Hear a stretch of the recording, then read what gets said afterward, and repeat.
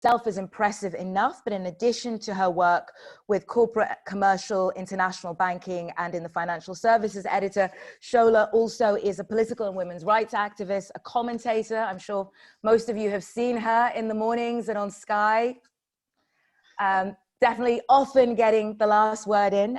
In addition to that, she founded the Women in Leadership publication, a platform to drive positive change on topical issues that impact women globally through inspiring personal leadership journeys. A lot of the work that Shola does on diversity is within that intersectionality of diversity, inclusion, and misogyny. So it's difficult work, and we are definitely very grateful for it. Marcus Ryder Mbe is known for his work in increasing diversity and representation in the UK media industry. He coordinated the campaign for film and television diversity tax breaks to increase the representation of women, ethnic minorities, and disabled people. Marcus works within the film and television industry and is backed by major industry figures such as Selene Henry, Mira Ciel, and Adrian Lester OBE currently. Now, Marcus, I'm going to mangle this because I have never worked in your part of the world, but it's the Cation Global. You're the executive producer there, which is China's leading independent financial publication. Prior to this, you held many award-winning roles within the TV industry, including the most recent role as the head of current affairs at BBC Scotland. Your blog, the Black on White TV blog, examines issues of race and diversity in British television and across the media. Your bios themselves are a mouthful, so welcome to both of you. Thank you so much for joining us and being part of this conversation.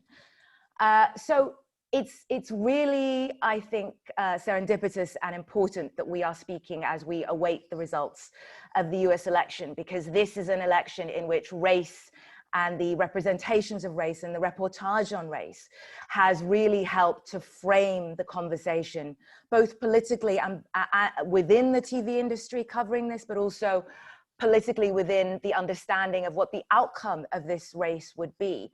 And obviously, first and foremost, I have to add the proviso that although between us we have decades of experience in this industry as people of color, obviously we do not speak for every person of color or Black person within the industry, but we have had an overview of many of the experiences, not only our own experiences, but of those coming up behind us. And especially for you, Marcus, and you, Shola, you very much play a mentoring role.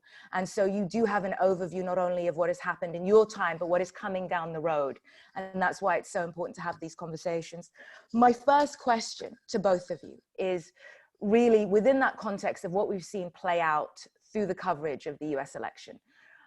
A big part of what we do as journalists and what we are encouraged to do is to bring our experience to the table, our experience of these stories.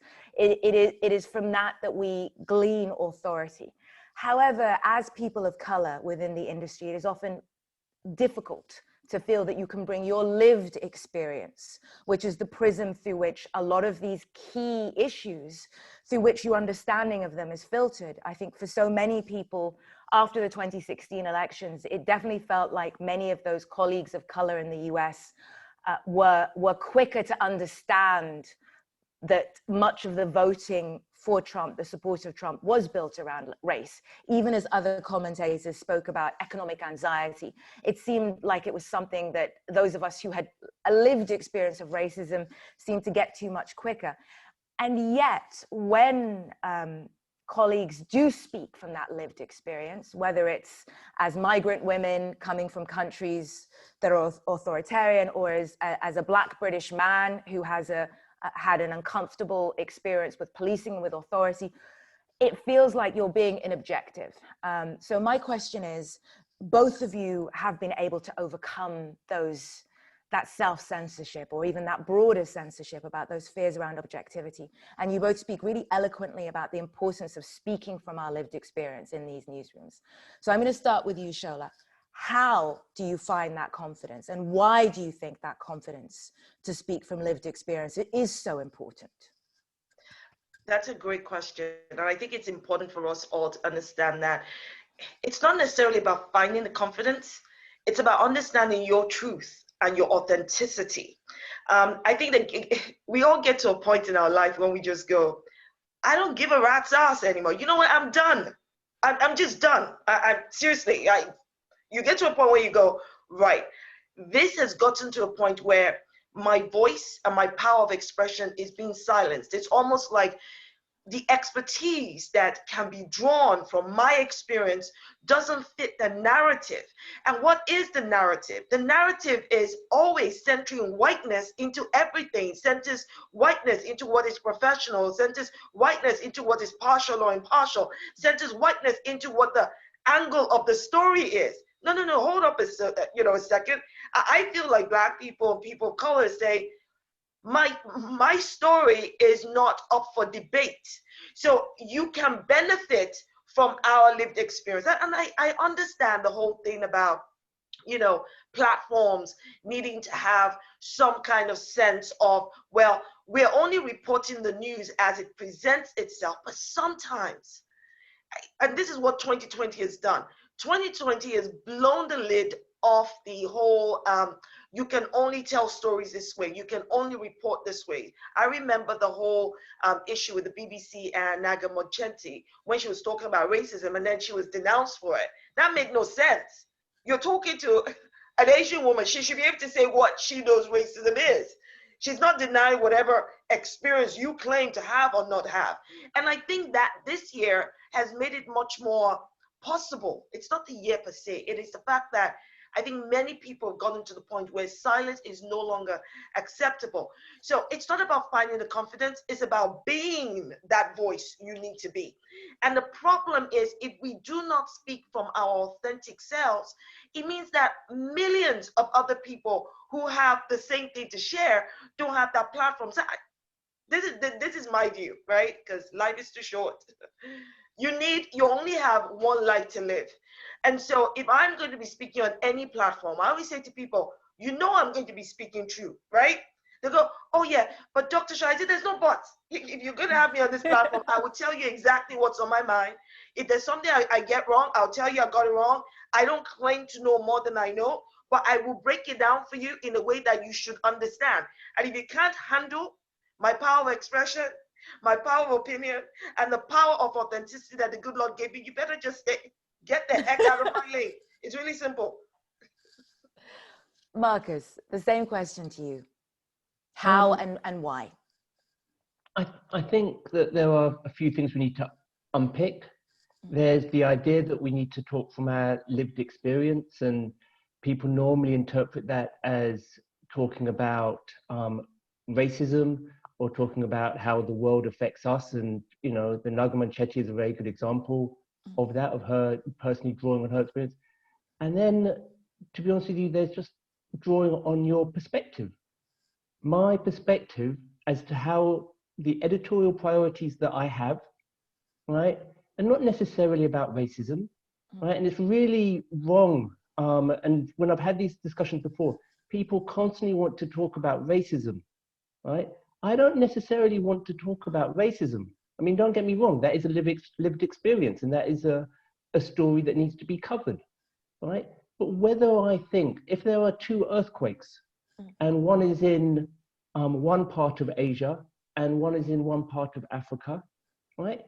As an editorial lead, I've got to decide which is my editorial priority here.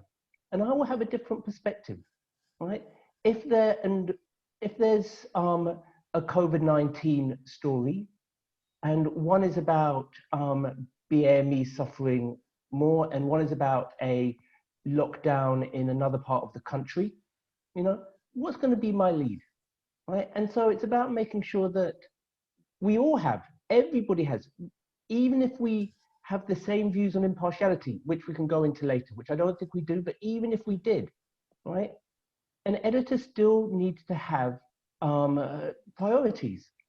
And the reality is that depending on your perspective, depending on your values, depending on your experiences, you will have different experiences, right? And that will give you different editorial values. And so what this is about is that if you have a room full of white men, right, who have very similar experiences, their editorial priorities and choices, right, will shape the news that they produce and shape the news that they commission and the stories that they want told and how they want them told, versus if you have a room full of Black women, right? And so it's just making sure that so when you say, how did I become brave to speak out? It's not about that. I mean, we can talk about that, but for me, it's almost not about that. It's making sure that I stay true to the values that I have as to what do I think are the editorial priorities that are of the stories that need to be told. Invariably, if as Black people working in news and journalism, if this is what's really sad, if we want to progress, what we do is that we actually learn the editorial values and priorities of somebody else, right? We get culturalized, right, within a newsroom, and we learn that the earthquake in Germany is going to be, I don't know if they have earthquakes in Germany, but the earthquake in Germany, the event in Germany. The event in Germany is going to be more important than the event in Sudan, right? So we actually learn what our bosses think or the newsroom culture thinks are going to be the editorial priorities, right? And it does take courage. This is where I do agree with you, Nima. It does take courage to say, I don't know if that actually is the editorial priority that we should be going with. I think possibly the event in Sudan might be more important than the event in Germany. You know, so that's what does take courage, is making sure that, and it's not even courage, that culturalization, right, happens quite naturally, right? You almost have to be sociopathic to be working in a newsroom day in, day out, and not take on the values of that newsroom, right? And so the hard part is that even as a Black person, because often they say, well, if we get a Black person in a position of authority, if we get, people always talk about change the gatekeepers, right? If you only have one gatekeeper, the process of getting that gatekeeper there, right? As I said, unless they're sociopathic, right? If they have worked through a newsroom for years to get there, they will end up with the same values, right, as the people around them. So what we actually need to do is form critical masses, right, of news in newsrooms, so that we actually change the culture.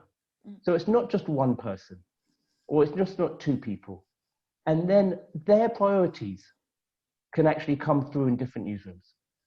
No, I think that's a fantastic point. Sorry, I'm just going to quickly add, I really like the points you raised, Marcus, especially around the perspective, because it's so true. And this is not unique to the media industry. It's the same in the legal industry. You become, culturalized, as you say, from a junior position all the way to a senior position. And that is where I find authenticity comes in, that you must always be true to yourself, even as you're growing and you're learning and you're developing and your trajectory is going on. I remember, and I'm using this as an example, I remember sitting in a meeting full of senior stakeholders, the heads of business, as an in-house lawyer, and one of the business heads said, they were talking about businesses they want to bring on board. This was in a bank, and one of the relationship managers was really excited about this piece of business he's bringing in, and then he goes on to say, because he said, "Listen, this is going to be a really big client coming from Africa. I'm talking about deep, dark Africa." Now, everybody in that room was much more senior than I am, or at the time. But I remember I didn't even think about it. I turned to him and I went, deep, dark Africa. You know, I'm Nigerian, so my body language is an entire language of expression. I didn't need to say anything else, because the overall head of business came to apologize to me. The man himself sent me an email apologizing that he did not, because people get used to certain, colloquial words that they use in business, right? Which is, I think, part of what you're talking about how people just assimilate certain things and certain behaviors and choices. But I remember my manager at the time, who wasn't at the meeting, getting a call from the overall head of business saying, "Oh, look, I'm really sorry, I hope we didn't offend Shola." And when she was told what happened, she laughed and she said, "Oh, Shola is not like that. She doesn't get offended over things like that." And then she comes over to tell me what happened, that she just had a chat. And I went, "No, that was wrong. First of all, there's nothing deep, dark about Africa. We've got way more sun than you guys." And she went, "Oh, okay." But the point is, the truth of the matter is, anytime we talk about Black people and ethnic minorities, we're not talking about perspective of racism. Not only unless it is particularly relevant, unless, of course, we're talking about privilege, all kinds of things. But as a woman, for instance, if you have a journalist, a broadcaster, giving an opinion about something to do with women's rights or something relatable, or even the economy, I find that we should be able to bring that perspective into the report, into the story, because we have an invested interest. So I would say that from your point, Marcus, that the industry needs to invest in the expertise, not just the professional expertise, but the personal expertise. Even think about the lived experience. Example, right? If you have somebody who lives in that country or who has lived in that country, who has, who's experienced earthquakes, and the person who's reporting it, they should be able to say ABC without feeling that their opinion is going to be cut off. Also, without feeling like they're and especially as a Black woman, that you're the awkward, angry Black lady. That you're always the person with your hand up at the back. And that goes back to, Marcus, your point about, it's not just about one Black person as a gatekeeper or one person of color as a gatekeeper. It's about allies who amplify the voices of people of color in the newsroom. But it's also having a critical mass of people with different perspectives, because of course we're not homogenous. My perspective on authority, Marcus, is probably going to be different to yours because I grew up in a country without systems. And that was, again, in the time of the rise of the populist movement, that was something that was really interesting to me, is I immediately recognized the language that President Trump was using. Yeah. Sorry, Nima. No, go ahead. So that's a really interesting view. So, for example, my wife is Kenyan, and so many times when you look at when people have talked about the rise of Trump or populism, right, they invariably frame it, right, with regards to the rise of the far right before World War II, right?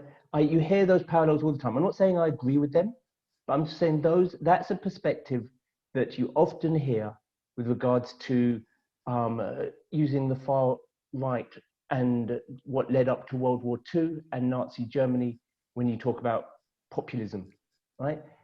And when I talk to my wife, who grew up in Kenya, and when I speak to other people, they feel that the rise in the breakdown in certain democratic institutions, right? They much prefer to look at what happened with regards to South America and what's happened in some parts of Africa, and they feel that there are parallels which are far more important, right? And so again, even if we're not reporting about racism at all, and I have to stress this because invariably when I've had these conversations, they always go back to, well, it was a story about sexism, they didn't have a woman on it. It was a story about racism, they didn't have a Black person on it. This is important. I don't disagree at all. But what's also important is that we have really important perspectives on things which will be different to our white colleagues, which on the face of it have nothing to do with sexism, nothing to do with racism, right?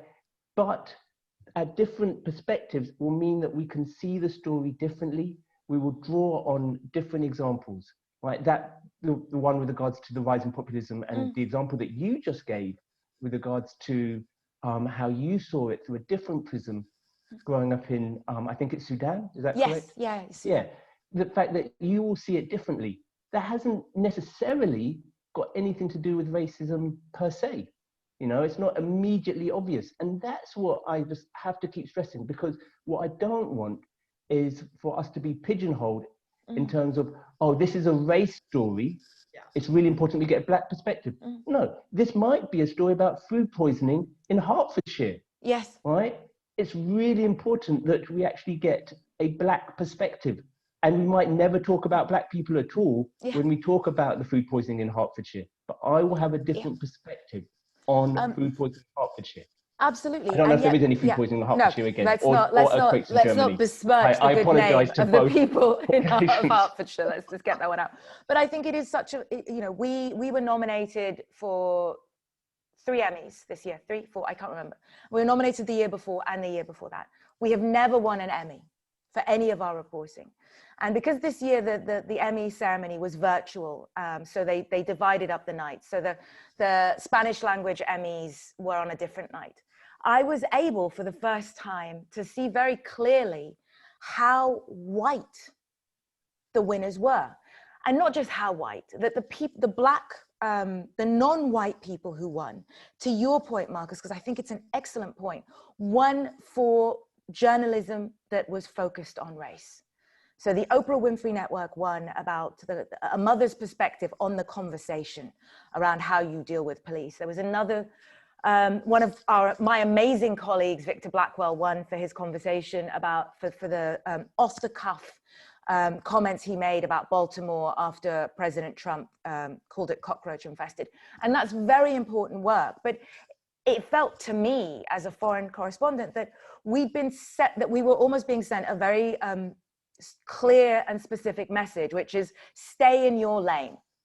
You know, we will reward you for your reportage on issues that are Black focused or affect non-white communities. But other than that, we're not interested in seeing you report in these places. And that's something that you have actually spoken about and written about really eloquently, Marcus, which is this idea about watching world news through white eyes, that centering of the white gaze whenever we are reporting on foreign affairs and the danger of that. Can you talk a little bit about why you feel that it's so important to branch out from that white gaze?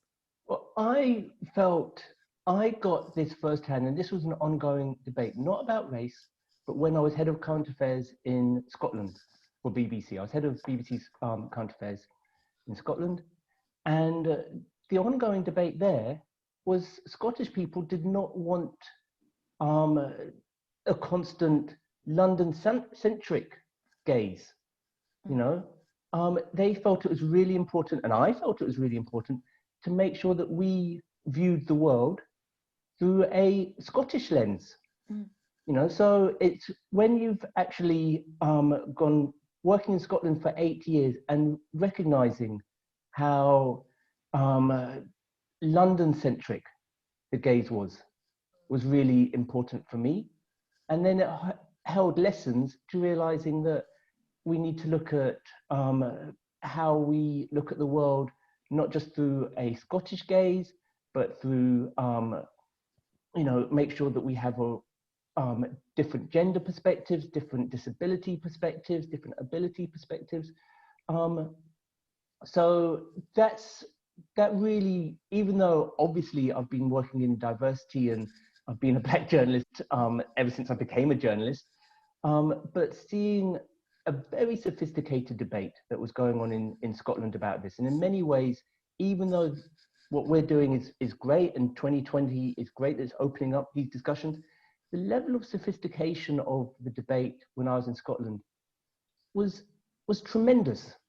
And I've drawn on that a lot when I've been looking and trying to analyze seeing the world through a white gaze. And you realize that we do. I mean, I'm in Malaysia right now because I'm actually stuck here because of COVID. I work out of China normally. And you see all the foreign correspondents, and nearly all of them, in fact, I would say all of them, I'm just trying to think off the top of my head. I am as well, actually.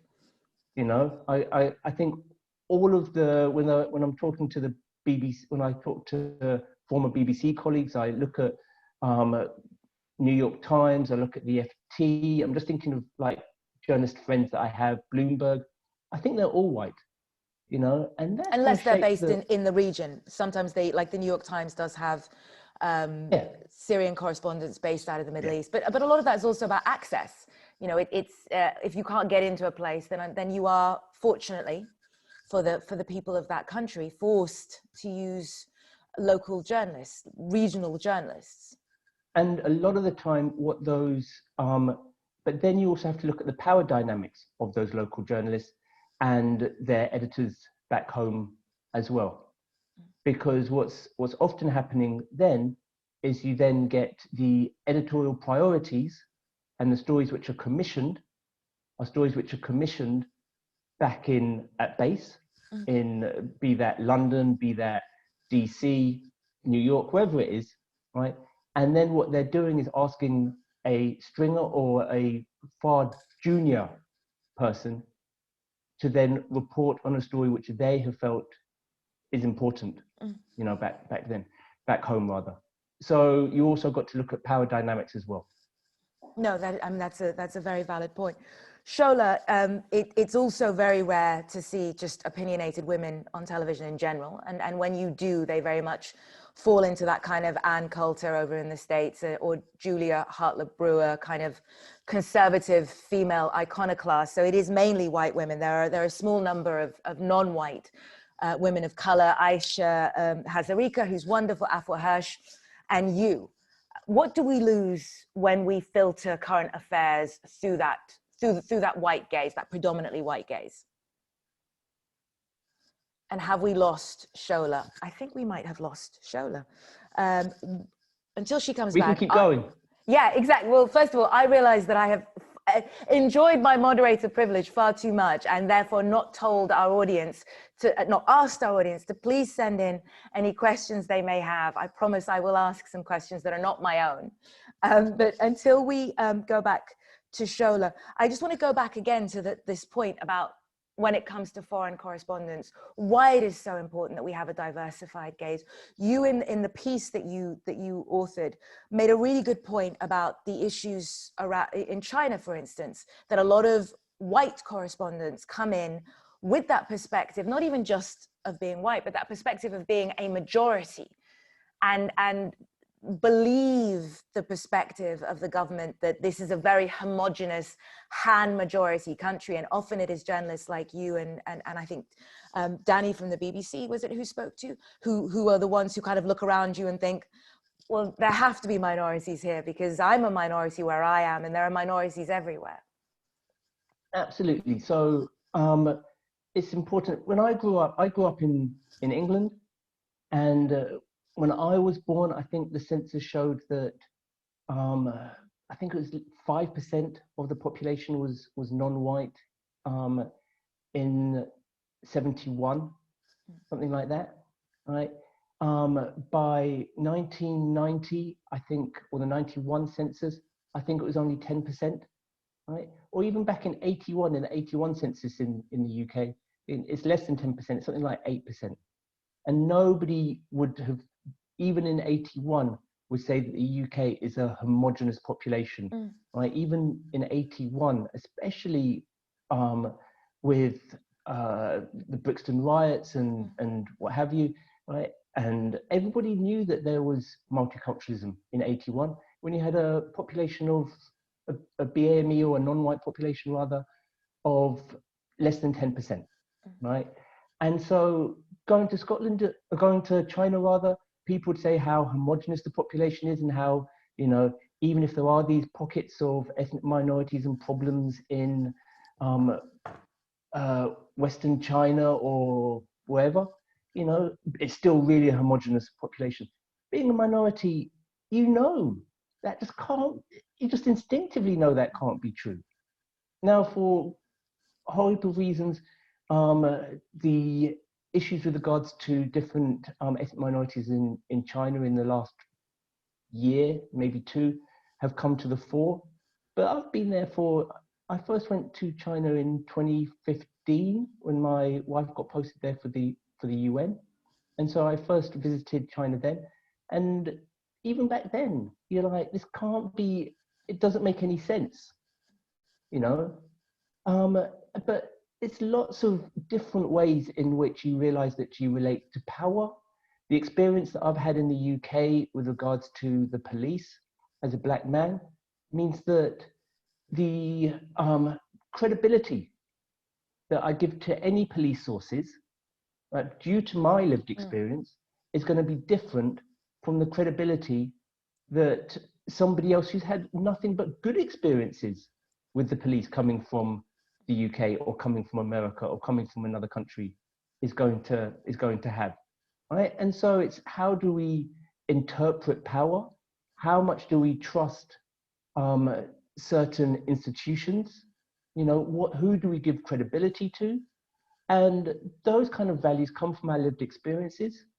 You know, I like to give the example with regards to having a child, right?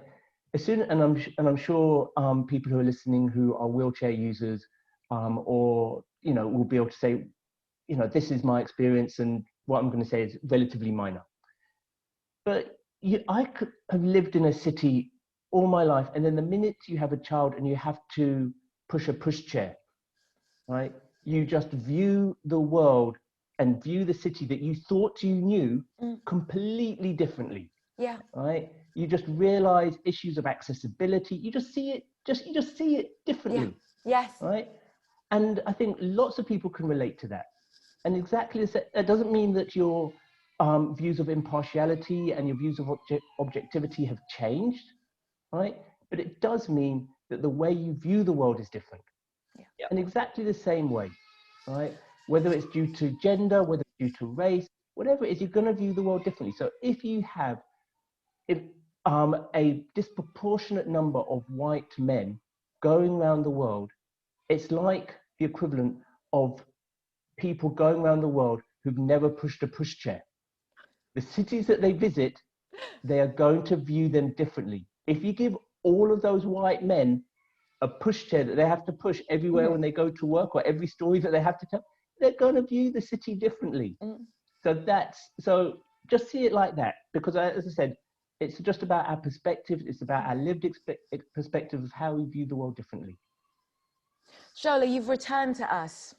Obviously, Marcus and I have kept the conversation going in your absence, but let me throw back to you. The question I wanted to ask you was, similarly, as one of the few non-white women who is in that space commenting on politics, which is a pretty rough and tumble space anyway, without being a woman of color. There is a resentment of women taking up space within that context anyway. Why is it so important for you to continue to kind of go back out there every day and ensure that this commentary, this perspective of current affairs isn't filtered through that majority white gaze? I think it's always important to understand what and who you represent, especially from an intersectional perspective. So I always feel that whenever I'm on any platform, it doesn't matter what network, it's always important to bring I think the best way to describe it is this: there's so many things that shape our understanding, shape our interpretation of events, of facts.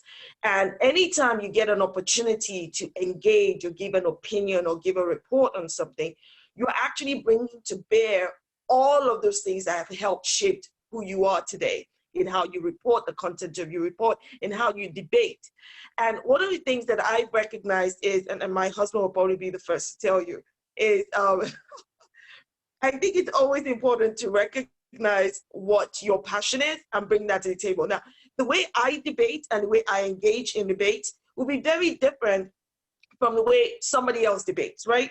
There's no right or wrong way of it. And I recognize that being a Black woman, I get a lot of these, ooh, look at the way she's talking. Isn't she be aggressive? Isn't she be, I'm like, people, I'm not being aggressive. I'm being assertive. You'd know if I was being aggressive. No, you don't pass that. The thing is, you want to show your aggression, where's my wrapper? Let's take it outside. And I'm happy to teach you aggression.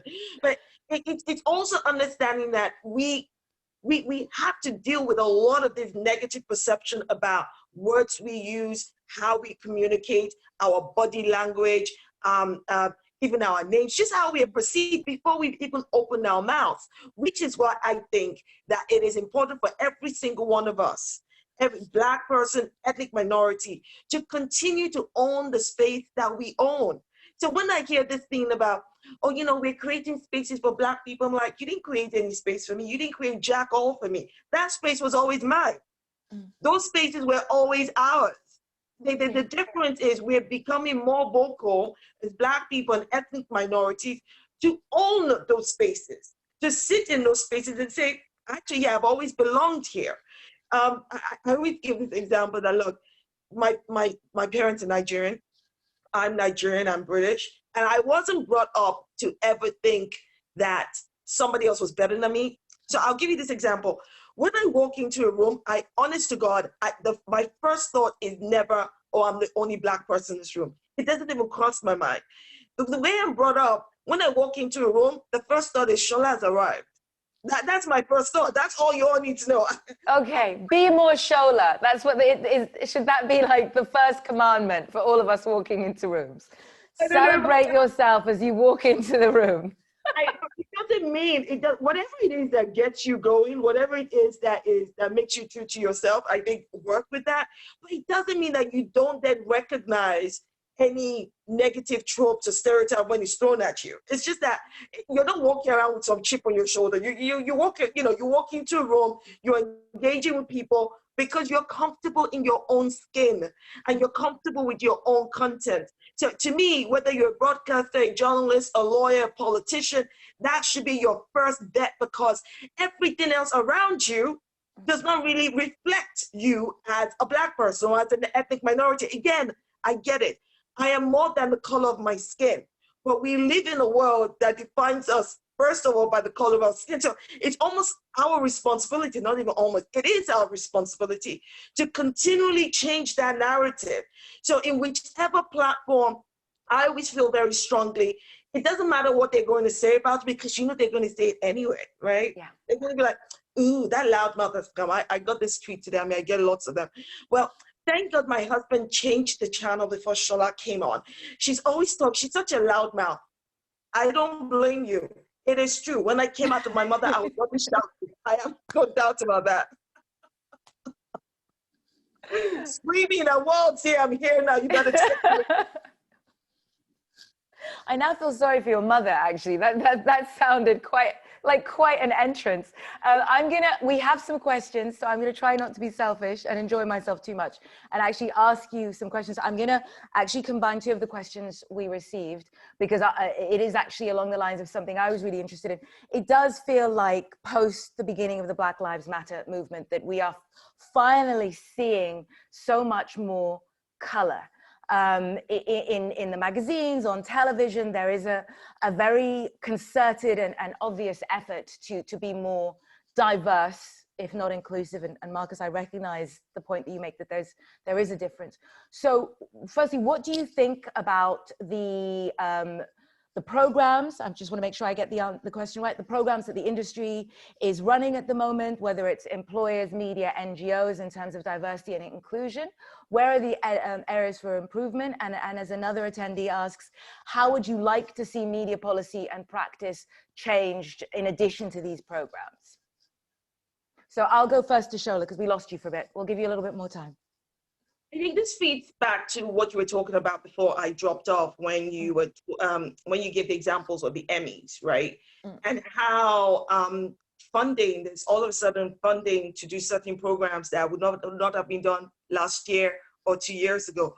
All of a sudden, it's a good idea now. All of a sudden, it's a priority now. I think we must recognize that we live in a very imperfect world, okay? And 2020 has shone a light on structural racism in a way that decades ago, years ago, people weren't paying attention. So as much as I welcome the fact that there's more platform being given for Black creatives, Asian creatives, right? I think it is important for us to be very careful. Again, Black creatives or Asian creatives are not necessarily going to want to write a drama or a program about racism, but they're going to want to be able to do something. They want to be able to platform incredible creation that you not have thought of, because you did not fund it before. I mean, look at the brilliant, what's the brilliant drama done by Michaela Cole. I watched it. The name just, I May Destroy You. Oh, Yes. Knocked out of the park. I'm like, whoa, brilliant piece of work, brilliant. And the acting is superb, right? And she brought there was the African, the British, all of that. I learned things I had no idea about, right? Those were, to Marcus's point, different perspectives that came into it. So as much as I welcome all of these programs, and I think it's important for us to have them, I think we must be careful about about the selection process.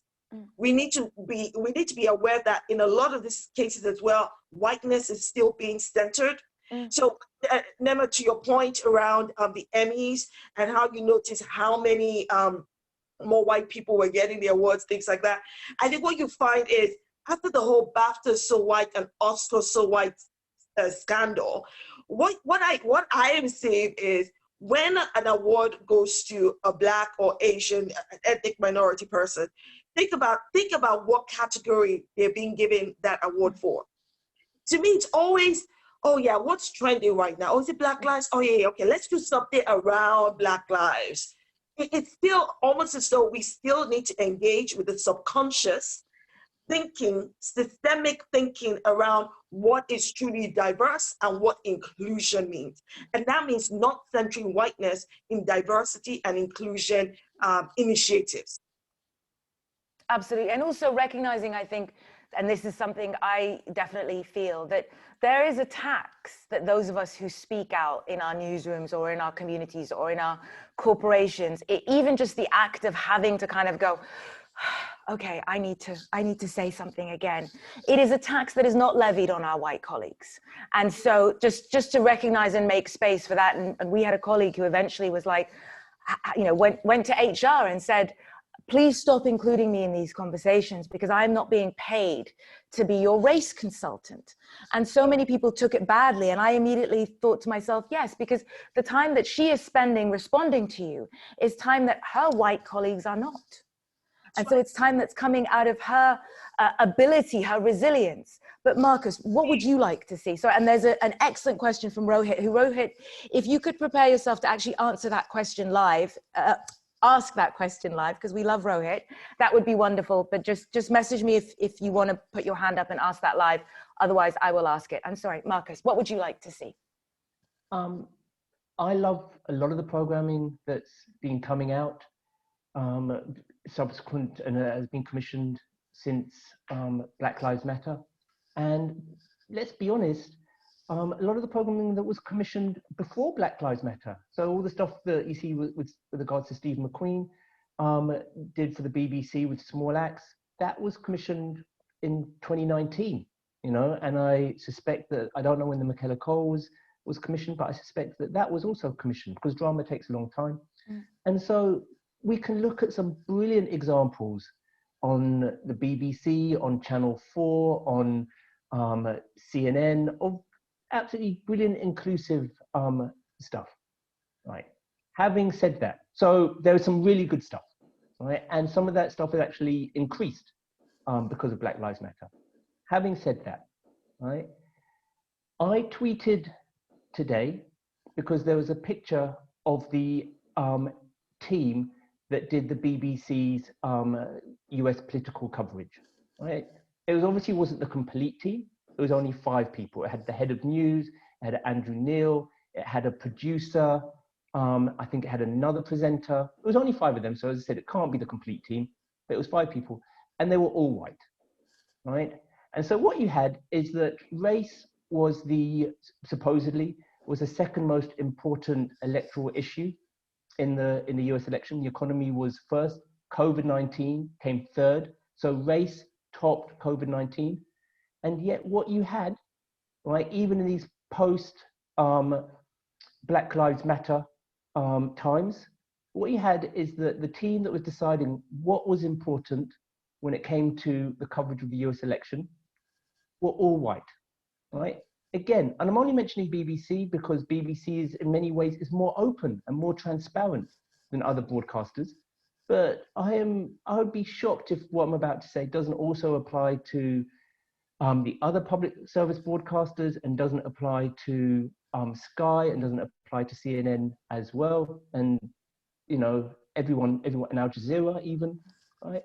But what you have is the people who are making the editorial decisions are still predominantly, overwhelmingly white. And that's being kind, because a lot of the time it's exclusively white, right? And so what you have is, so for example, for the BBC, you have Fran Unsworth, you have Tim Davie, you have Bob, you have David Jordan, right? These are all white people who decide, who are at the very top level, right, of deciding what the editorial priorities and even how to interpret the editorial guidelines which they just renewed. Now, people could turn and say, you've got June Sarpong, right?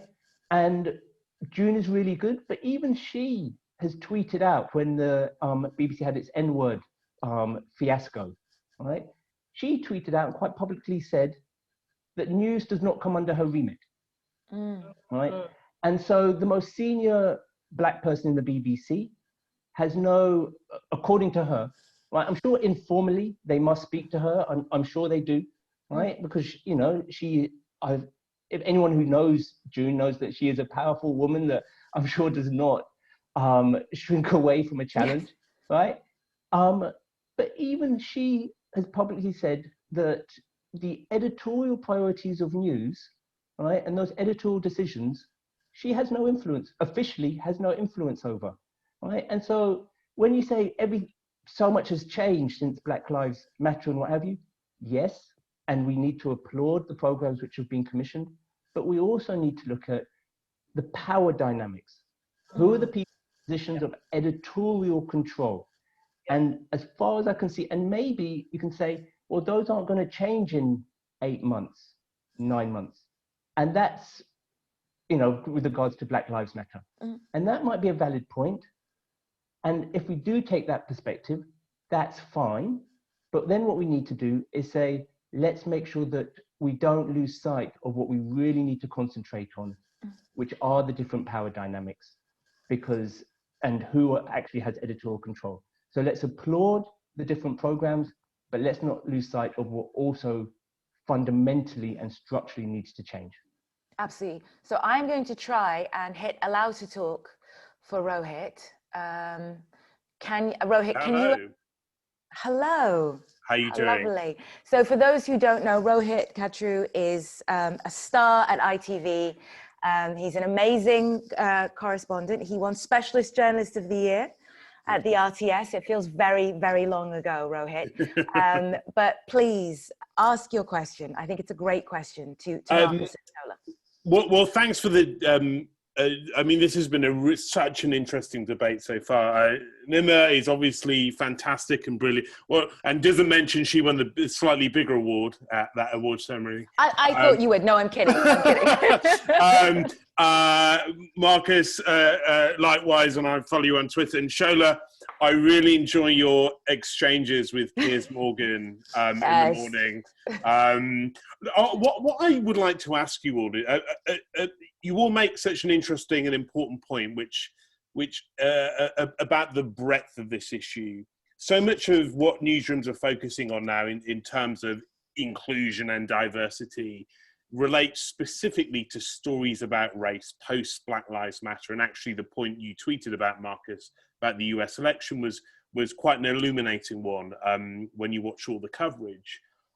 The problem is, though, when you have that discussion, when many Black journalists and Asian journalists have that discussion with newsroom managers, I suspect the difficulty they face is recognizing the problem, the issue that Black people might see the earthquake in Germany that you, this hypothetical earthquake in Germany that you mentioned through different eyes, requires an admission that our news values are shaped subjectively. And many people go through their journalism careers just thinking that, well, that story is simply more important or it's simply more interesting. I mean, how can journalists in the newsrooms across our industry have that debate in a way where, because in a sense, the broader white prism argument is more difficult to have than going up to a boss and saying, well, you know, I'm a Black journalist, I should be talking about this story on race. I mean, this really gets to the sort of fundamental question about the way we see stories. And in a sense, it's probably much more difficult for journalists to have, particularly junior journalists. I mean, I wonder what your reflections are on that issue, and whether you can see examples where this has been challenged in certain newsrooms and actually changed. And actually, Rohit, can I just add on to your question, because it dovetails nicely with a question that we have from an attendee who says that she became the first Muslim woman of color to become an assistant editor in the BBC's global TV newsroom ever, which is pretty horrifying. She says, it took me a long time because I never wanted to compromise on my identity, which inevitably informs my journalism. So similarly to that white gaze question that you are asking, Rohit. And so she would like to know, how do we break down that dominance, and actually asks, you know, how many white editors would have thought to participate in something like this Zoom, for example? So Rohit's question, but with that slightly broader framing from our colleague in the BBC Global TV newsroom.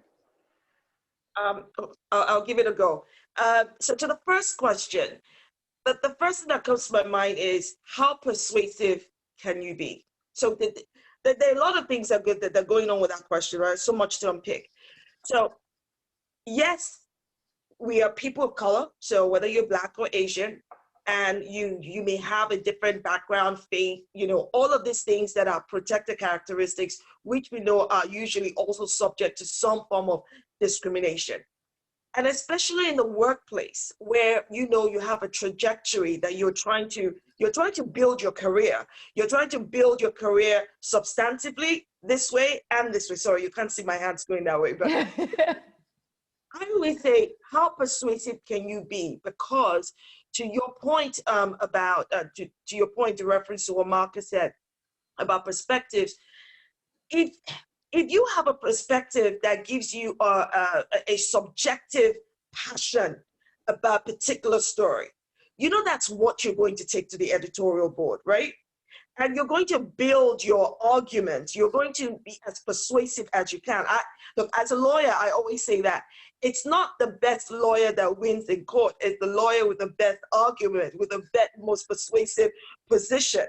So that's the first thing, because you're absolutely right. I don't think that every Black or Asian, reporter out there, or whether it's a Christian or Muslim reporter, wants to be pigeonholed into certain stories that are just about, about faith or about Black people, about racism. We don't want, because there's so much more to what we can do, right?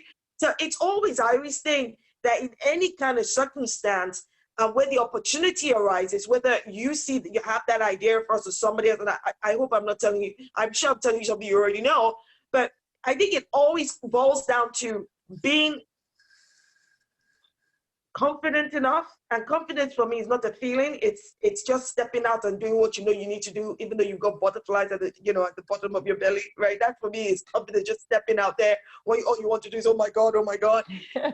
Building your argument and say, you may not have thought of this, but this is what we want to do. Because then that subjective passion you have about that particular story, it comes through. And that's the angle. That's a Black person saying this. That's an Asian person saying this. But you're bringing a perspective, and if you are successful in being persuasive, then you will be the face of that story. You'll be the face of that report. That's the way I can see it. If not, we end up being pigeonholed into, again, what the structure, as we know, which centers again on whiteness, thinks that we are best positioned to do. And that's not what we want to do. Marcus, before you answer, I just want to give you an opportunity to respond to Mary Dejevsky, who says, you are right about BBC US election coverage, but wrong about others. Both Sky and Channel 4 seem to have made a big effort to have much more diverse teams. But as I understood it, Marcus, your point was in the editorial decision chain higher up. That's where the diversity was lacking. So it's easy to have diversity on camera, and actually CNN was incredibly diverse on camera. But who are the people making the editorial decisions, correct? And also, of course, answering Rohit and our colleague's question. That's definitely the point that I'm making with regards to who's making those editorial decisions. Taking nothing away from the great on-screen journalists and reporters, but you invariably find that's the first thing to change. But it's actually the editorial decision makers. But if I'm wrong, and Channel 4 and other news outlets have got people of color in editorial decision making, that's brilliant. I'm not here to be the beat up the PSBs or beat up the broadcasters for not having enough Black people behind the camera. If they do, that's brilliant. Now, then we say, well, what is the perspective? What's the diversity of disabled people behind the camera? We need to make sure that we champion all forms of diversity and all forms of perspectives to make sure that, as I said, I suspect And from the anecdotal evidence, that it's still massively and sometimes even exclusively white who are people in positions of editorial control, you know. But if I'm wrong, that's great, and I'd love to hear those examples of where I am. Well, I can tell you with CNN, you were not wrong. We don't have many non-white people editorially up the chain making those decisions, and I think that's a very valid point. And then to Rohit's point, and to our colleague from the BBC's point about being able to kind of change that perspective of the white gaze, Shola answered from a kind of individually, what can you do? But I'm really interested kind of institutionally, what should the institution be doing to allow people to be able to come forward in that way? Okay, I think the questions are excellent, and I think the answers is that there's not one silver bullet, there's not one answer as to how we actually solve this problem, because it is a gigantic structural problem, right? And so, for example, if I talk about Scotland, one of the ways in which the BBC started to address that is by making sure that it gave money, which is program hours, and is basically means editorial power, because money translates into that if you actually have control of your program budgets. And they placed commissioners and money in Scotland, right? And so that meant that people from a Scottish perspective were not, and people in Scotland were not having to go to people in London all the time to say, I think this is a good story. And then having to, even as forthright as they might be, as Shola has mentioned, having to make the argument. They were talking, it was one Scottish person talking to another Scottish person, right? And so the BBC had structurally changed where its money was, how it was commissioning. That's why it's so important when the BBC then moved BBC Breakfast to Manchester.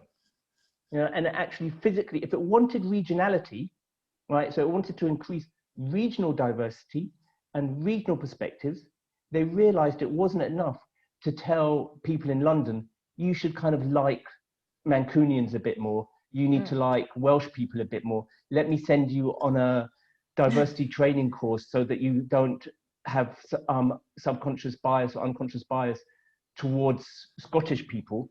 No, they didn't realize, they realized it was a structural issue, and so they actually changed the way that BBC was structured in exactly the same way to increase regional diversity and regional perspectives.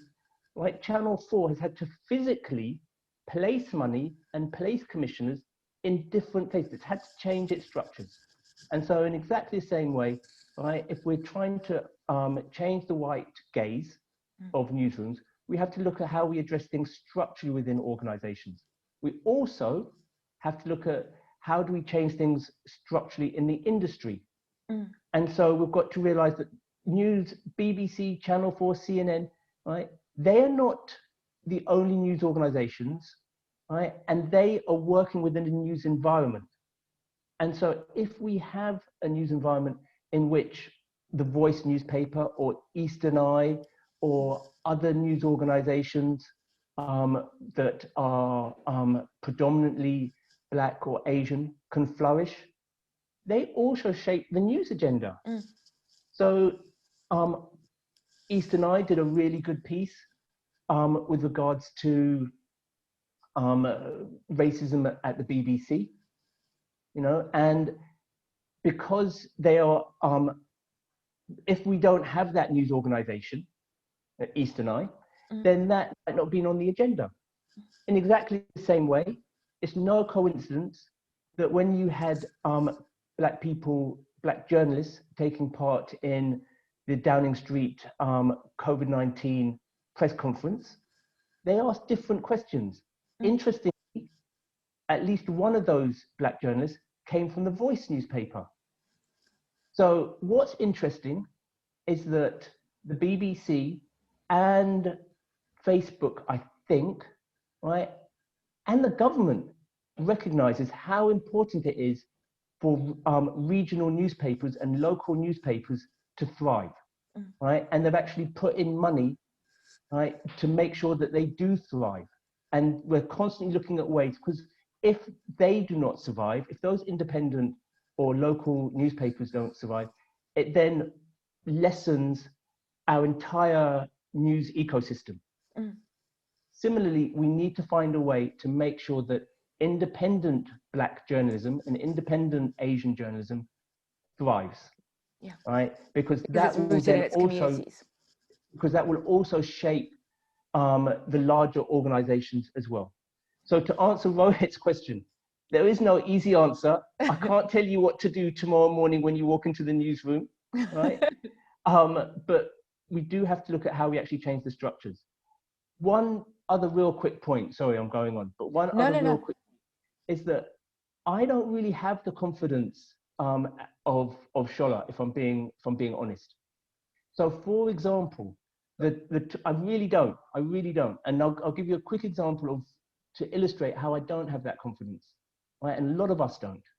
So for example, when I tweeted out, and it was just a tweet, tweets are ephemeral, but when I tweeted out the picture of the BBC's political coverage, right, of that production team, right, I very consciously, I did one tweet real quickly, and then 2 minutes later I deleted it, right, because I did one tweet, pointed out saying, look at the all-white newsroom, or the news team for this production, right? I then deleted it. I then retweeted it, and I mentioned the fact that, look at this example. I'll be discussing it on at the Frontline Club. Now I mentioned that because if I hadn't mentioned that, then by using the legitimacy and the authority and the credibility that the Frontline Club has, right? It wasn't one Black man has gone on a Black rant as to how he wants more Black people, right? What I've done very consciously is I've centered it. This is how frightened I am.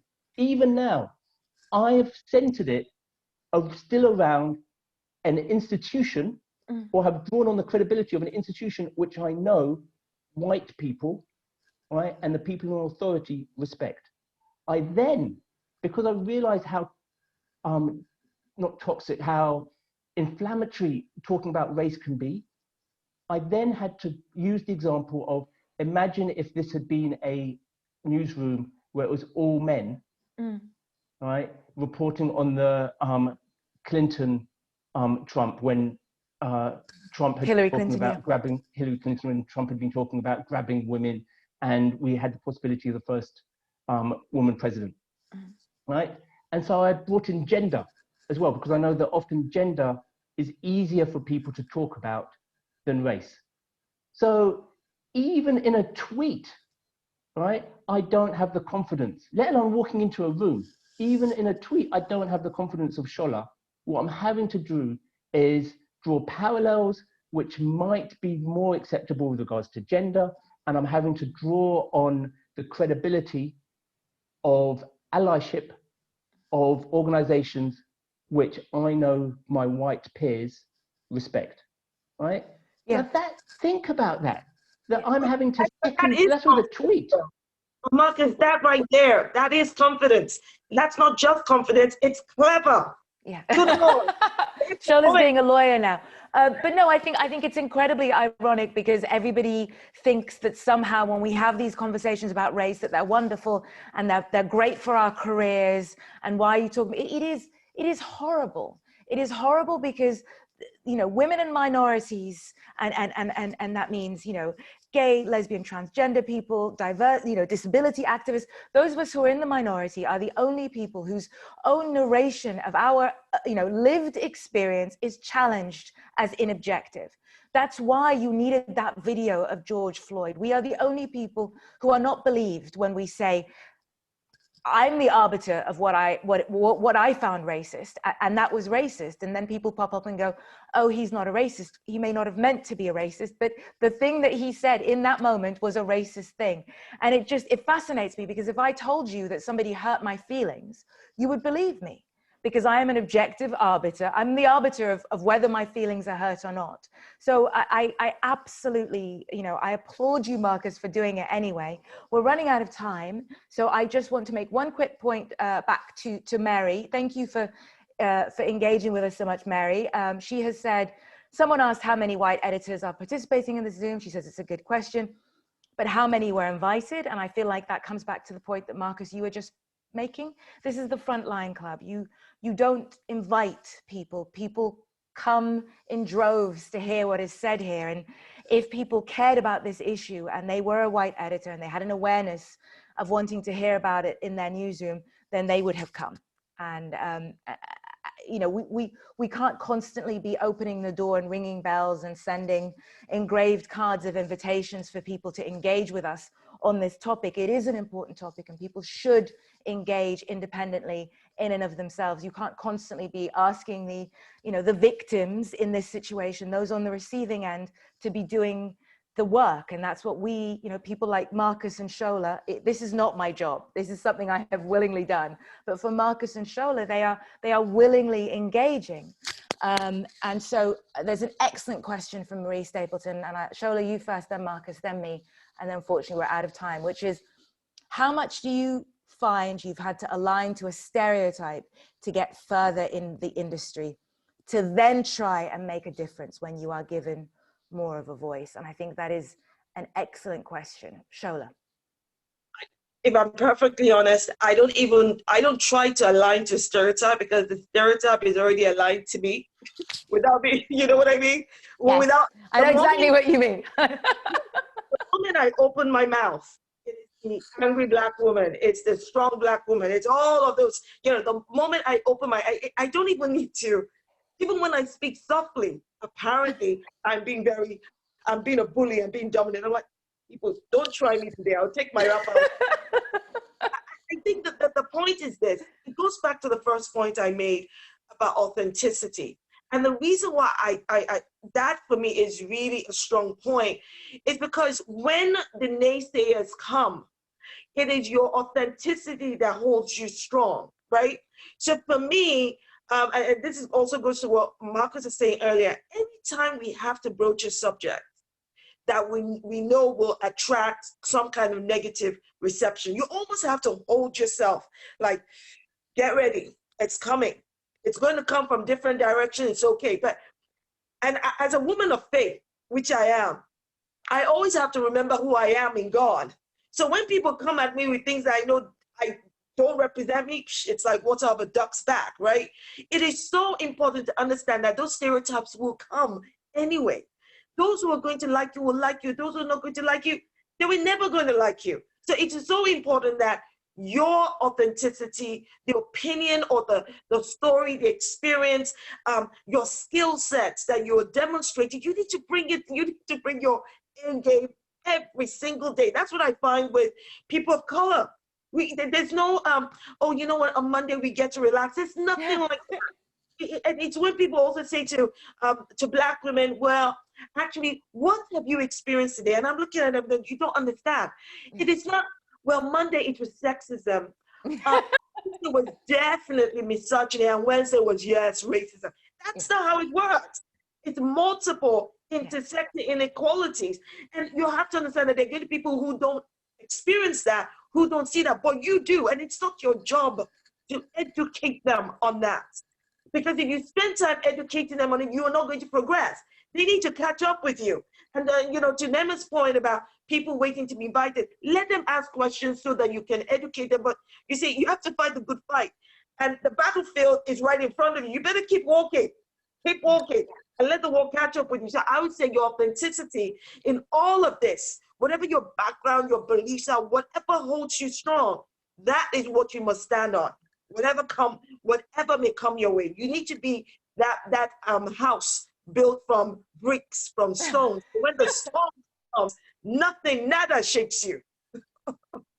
I love that, because someone asked for inspiring words for people of color thriving in these, seeking to thrive in these environments. Michelle Moore, I feel like Shola answered that one for you. I love it. Marcus. I'm really bad at those kind of inspirational things. And so yeah, every time I listen to Shola, I always inspirational. So that's great.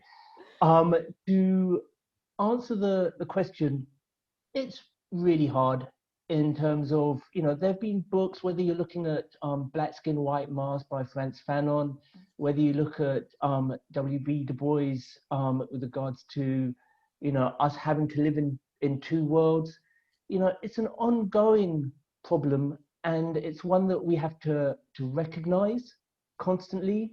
And so the only way that we can do it is by, one, talking to each other, supporting each other. You know, it's me talking to Shola, it's me talking to you, Nima.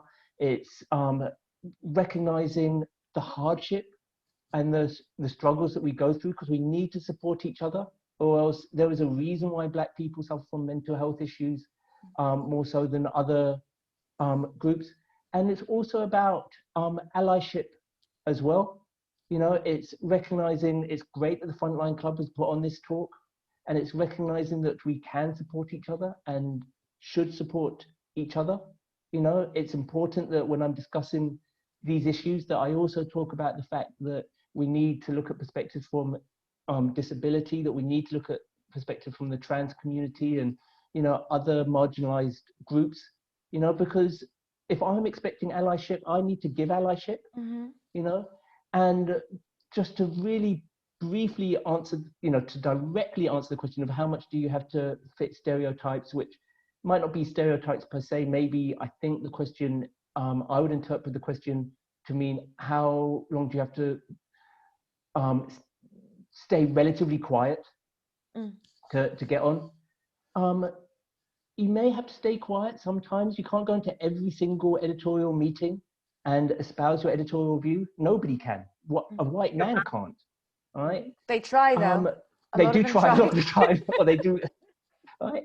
But it's about just recognizing, you know, that you still stay true to yourself. Even if you're being quiet, you're trying to stay true to yourself, you know, because the bigger problem is that we get culturalized. And so that when we do finally reach positions of editorial control, of editorial power, it almost makes no difference, you know, because we have taken on the news values of that organization, because we've been in that ecosystem and in that news organization for the last 10, 20, 30 years, right? And so it's just trying to stay true to ourselves, even when we are quiet and even when we're just stooping to conquer. It's trying to stay true to yourself. I mean, that's such a great point. That was inspiring. That was inspiring, Marcus. You sell yourself short. Can I just, I owe Mary an apology, because I'm so sorry, Mary, because when she meant participating, she meant on the panel. I'm very sorry, Mary. That was my bad. I love your point about staying true to yourself. I think my answer to that question would be that in a way I was both very lucky and very unlucky, in that nobody like me existed within that context. As a Muslim, Arabic speaking, Afro-Arab, Sudanese woman, someone like me when I started out really was not in front of camera. We were what was, you know, impolitely referred to as fixers. You know, we didn't belong in front of the camera. We were the ones who informed the storytelling of the people who were in front of the camera. So in a way that was really useful, because it meant that there was, I know a lot of my white female friends and colleagues who hew much closer to the stereotype of, you know, a woman on network news, especially on a US network, very much felt that pressure and that stereotype, to the extent of even how they looked. You know, you have a baby, you drop the weight immediately. If you don't drop the weight, that perception of people judging and staring at you, I think luckily for me, didn't exist. So I was able to be me. But it also meant that often I was not treated as being a correspondent. So when we were covering the Chibok girls, we had actually already gone to Maiduguri and come back, and a BBC crew who were based in Maiduguri came across us, and wearing their abaya in the north of Nigeria, because it was under Sharia law at the time, with my Kenyan producer and my Rwandese cameraman, somebody asked me, a very famous BBC journalist asked me where the toilets were. He could not compute that I could possibly be leading another team. He could not compute that we might have already kicked his ass and gone and gotten the story, and we're on our way back. And so he spent an embarrassing few days talking about being the only team in the northeast of Nigeria until we got back to Abuja and released our story. I'll let everyone guess who that was. But, you know, in a lot of ways, it was incredibly demoralizing, because that support, that companionship that you talk about, that is so important when you're in those places, I very often did not feel. I very often didn't feel that sense of, oh, we're all here hiding behind the barricades together. Mainly because I recognized and saw myself in the people who were being bombarded rather than the people who were flying in. So when we were covering Tahrir Square, and I actually came towards the end, and the Reporters Sans Frontières released a whole story about how maybe female correspondents shouldn't be there after the appalling rape of Laura Logan. It was extraordinary to me because, of course, female correspondents were there. The Egyptian female journalists who had been risking their lives before the rest of us got there and would continue to risk their lives when we all left were there. And so I think in some ways not having that stereotype was really helpful, but in other ways it probably was quite damaging, because although it allowed me to continue to kind of maintain that authenticity of voice that you both rightly speak about as being important, it also meant that I never really saw myself within that broader cohort of the comrades that were there.